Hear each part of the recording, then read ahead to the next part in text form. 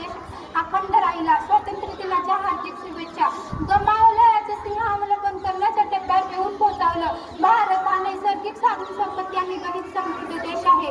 माती हिमालय हिम आहे आणि सागराचा लोटा लोळून घेत आहेत.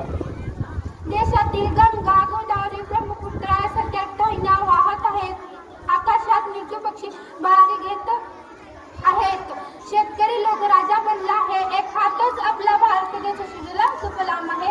एक हातच आपला भारत देश सुजलाम सुफलाम आहे. आपल्या देशाला पौराणिक आणि ऐतिहासिक संस्कृतीचा वारसा लाभला आहे. संत ज्ञानेश्वर, संत तुकाराम, संत कबीर यासारखे थोर संतांची भरणी असलेल्या आपल्या देशाची संस्कृती या जागतिक पदावर एक सर्वश्रेष्ठ संस्कृती मानली जाते. खेळ प्रकारात उत्तम कामगिरी केली आहे.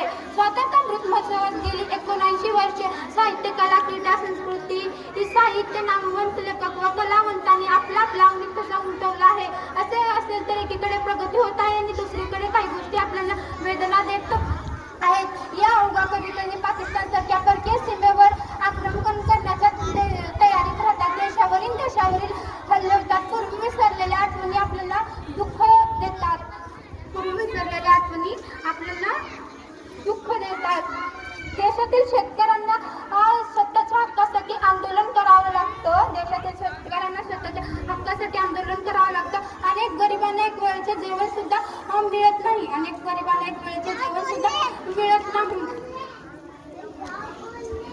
तेव्हा भारत धर्माच्या नावावरून जाती सामील होतात. तेव्हा भारत मातेच्या हृदयाचे शेकडे तुकडे होतात.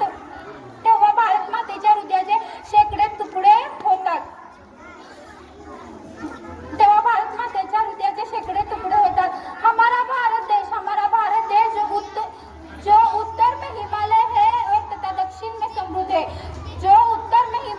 और तथा दक्षिण में समुद्र है. और इस भारत में हम सब लोग रहते हैं. आजादी का असली मतलब उन्हीं को समझ सकता है जो कभी गुलामी पाई है. हम तो सौभाग्यशाली है कि हम स्वतंत्र भारत में जन्म लिया है. आपल्याला सगळ्याला माहित आहे की भारताचे पहिले जे भारतीय चंद्रावर गेले राकेश शर्मा हे चंद्रावर जाऊन आल्यानंतर त्यांची इंदिरा गांधीची भेट झाली. तेव्हा इंदिरा गांधींनी त्यांना एक प्रश्न विचारला की तुम्ही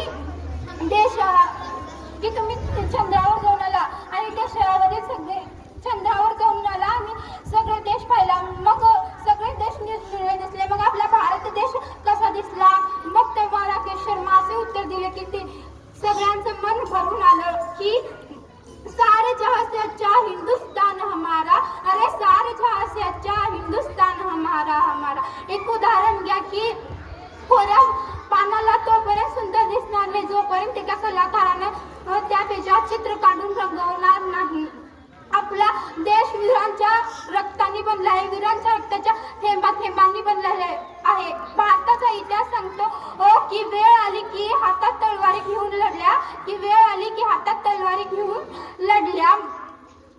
ज्या वीरांनी रक्ताची गोळीची दिवाळी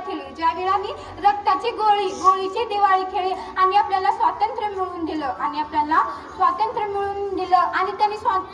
त्यांनी एकच स्वप्न बघितलं की माझा भारत देश अशी वेळ पुन्हा येऊ देणार नाही. मेरा भारत महान है महान रहेगा. मेरा भारत महान है महान रहेगा. होगा हौसला सबके दिल में बुलगुंदा. तो एक दिन पाकिस्तान ही जय हिंद कहेगा. पाकिस्तान ही क्यों सारा जहां जय हिंद कहेगा. क्योंकि सारे जहां से अच्छा हिंदुस्तान हमारा. शेवटी एवढेच म्हणेन की तनी मनी भरू दे नौज होऊ दे पुलकित रोम घे तिरंगा हाती नवी लहरू दे उंच.